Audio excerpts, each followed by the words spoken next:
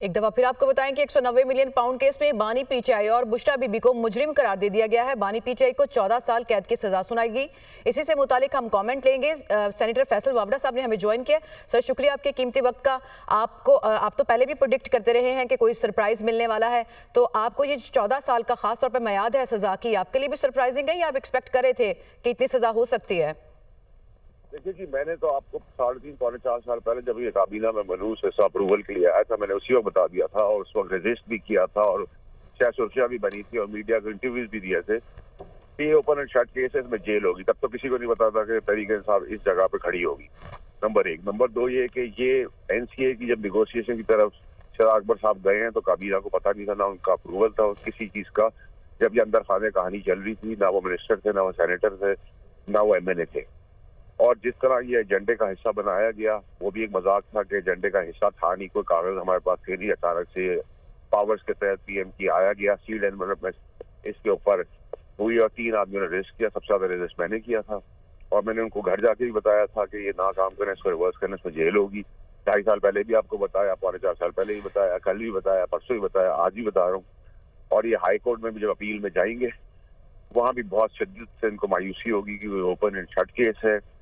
जहां तक बरतानिया का ताल्लुक है, एनसीए ने कहा था पाकिस्तान का पैसा है, ट्रांसपेरेंसी इंटरनेशनल ने कहा था। फैसल साहब, अभी आप चूंकि बात कर रहे हैं अपील में जाने की, तो पीटीआई ने तो अनाउंस कर दिया कि वो अपील में जाएगी। पीटीआई की तो चले परेशानी बनती है फैसले पे, लेकिन अभी वफाकी वुज़रा भी बात कर रहे थे तो वो थोड़े परेशान नजर आए और अभी अपील में ये गए नहीं और वो पहले ही कह रहे हैं कि अदालत को चाहिए कि इसमें डिस्पैरिटी ना दिखाए, पैरिटी के साथ चले, जिस तरह बाकी केसेस चलते हैं उतने ही दौरानिए में ये चलाए, फौरी फैसले ना हो। तो हुकूमत की इस परेशानी को कैसे देखते हैं आप?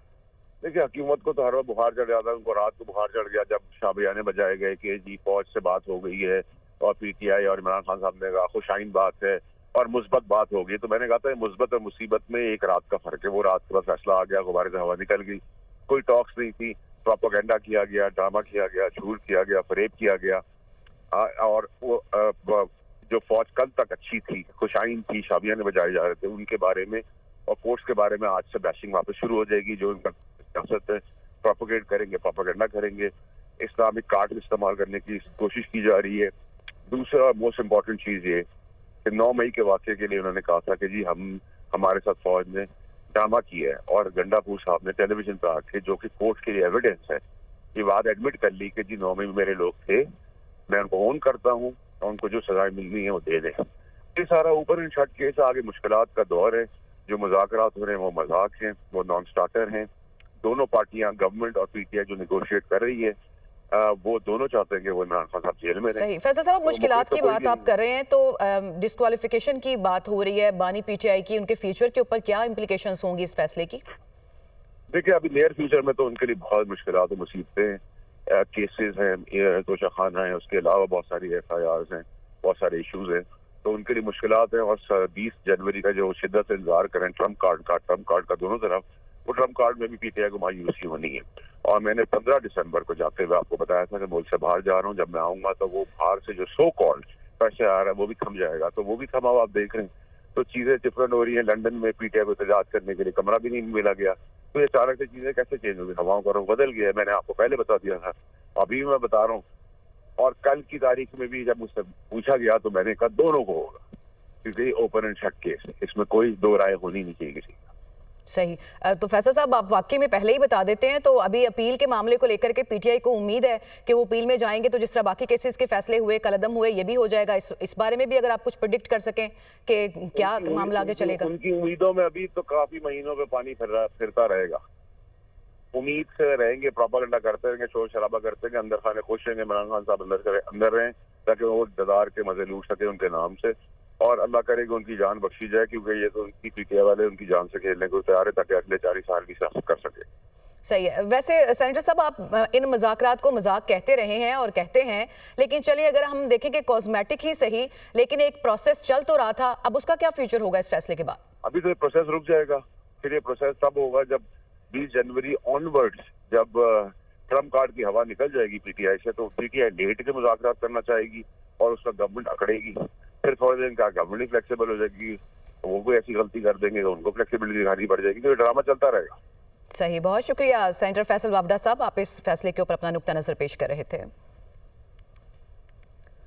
देखिए जी, मैंने तो आपको 3.5 पौने 4 साल पहले जब ये काबीना में मनूस हिस्सा अप्रूवल के लिए आया था, मैंने उसी वक्त बता दिया था और उस वक्त रजिस्ट भी किया था और शायद सुर्खियां भी बनी थी और मीडिया को इंटरव्यूज भी दिए थे।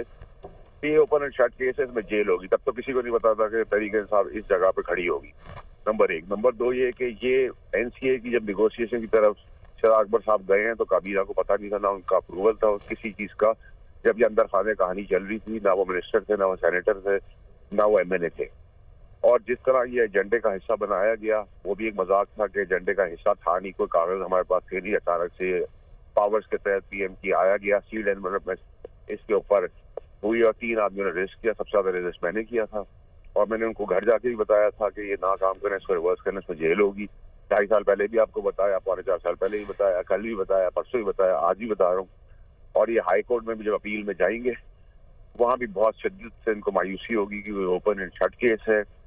जहां तक बरतानिया का ताल्लुक है, एनसीए ने कहा था पाकिस्तान का पैसा है, ट्रांसपेरेंसी इंटरनेशनल ने कहा था। फैसल साहब, अभी आप चूंकि बात कर रहे हैं अपील में जाने की, तो पीटीआई ने तो अनाउंस कर दिया कि वो अपील में जाएगी। पीटीआई की तो चले परेशानी बनती है फैसले पे, लेकिन अभी वफाकी वुज़रा भी बात कर रहे थे तो वो थोड़े परेशान नजर आए और अभी अपील में ये गए नहीं है और वो पहले ही कह रहे हैं कि अदालत को चाहिए कि इसमें डिस्पैरिटी ना दिखाए, पैरिटी के साथ चले, जिस तरह बाकी केसेस चलते हैं उतने ही दौरानिए में ये चलाए, फौरी फैसले ना हो। तो हुकूमत की इस परेशानी को कैसे देखते हैं आप?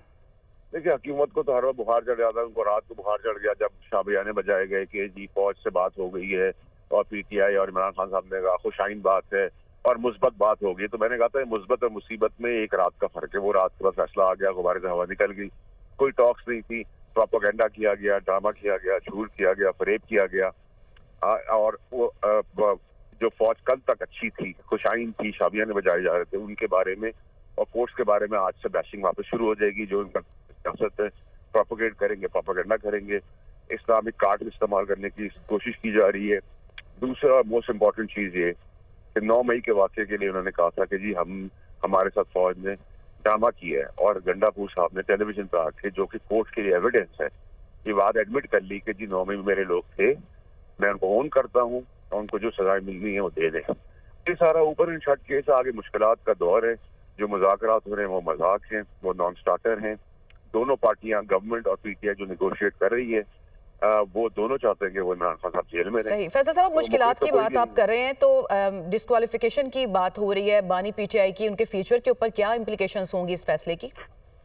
देखिए, अभी नियर फ्यूचर में तो उनके लिए बहुत मुश्किलात और मुसीबतें, केसेस हैं, तोशा खाना है, उसके अलावा बहुत सारी FIRs हैं, बहुत सारे इशूज हैं, तो उनके लिए मुश्किलात हैं। और 20 जनवरी का जो शिद्दत से इंतजार करें ट्रम्प कार्ड का दोनों तरफ, वो ट्रम्प कार्ड में भी पीटीआई को मायूसी होनी है।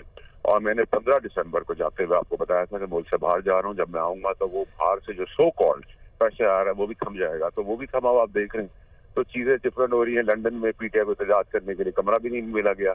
तो ये अचानक से चीजें कैसे चेंज हो गई? हवाओं का रुख बदल गया। मैंने आपको पहले बता दिया था, अभी मैं बता रहा हूँ।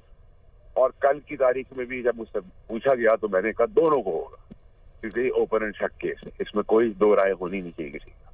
सही।